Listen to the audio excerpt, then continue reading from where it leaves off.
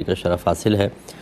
کچھ offer question ہیں۔ کسی نے کہا کہ یہ لڈو یا کارڈ کی طرح کا کوئی کھیل صرف تفریح کے لیے کھیلنا بغیر شرط وغیرہ لگا کر جائز ہے یا نہیں؟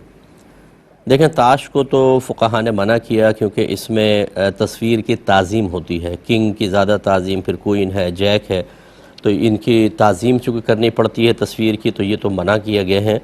باقی لوڈو جو ہے وہ تفریح طبع کے لیے کبھی کبھار کھیل لینے میں حرج نہیں ہے۔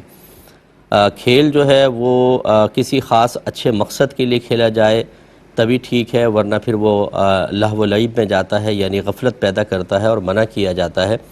یہ جیسے اب آپ نے کہا کہ کوئی کام کر کے تھک گیا ہے، تھوڑی سی تفریح اور نشاط کے لیے وہ کھیل لے، اور اس میں نماز قضا کرنا نہ ہو، جماعت نہ نکلے، شرط نہ لگائی جائے، عادتاً نہ کھیلا جائے، کیونکہ جب کھیل کی عادت پڑ جائے تو پھر اس سے بچنا ممکن نہیں ہوتا اور پھر اس میں وقت کا بہت زیادہ ضیاع ہوتا ہے۔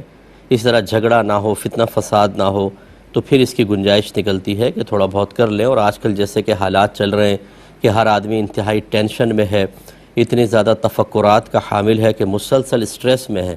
ہر تیسرے آدمی کو شوگر اسی لیے ہو رہی ہے کہ چاہے وہ چینی زیادہ نہ کھاتا ہو، میٹھا زیادہ نہ کھاتا ہو، لیکن ذہنی دباؤ نے اس کے جسم کے نظام کو ڈس بیلنس کر دیا، اور اکثر لوگ اسی وجہ سے شوگر کا شکار ہیں۔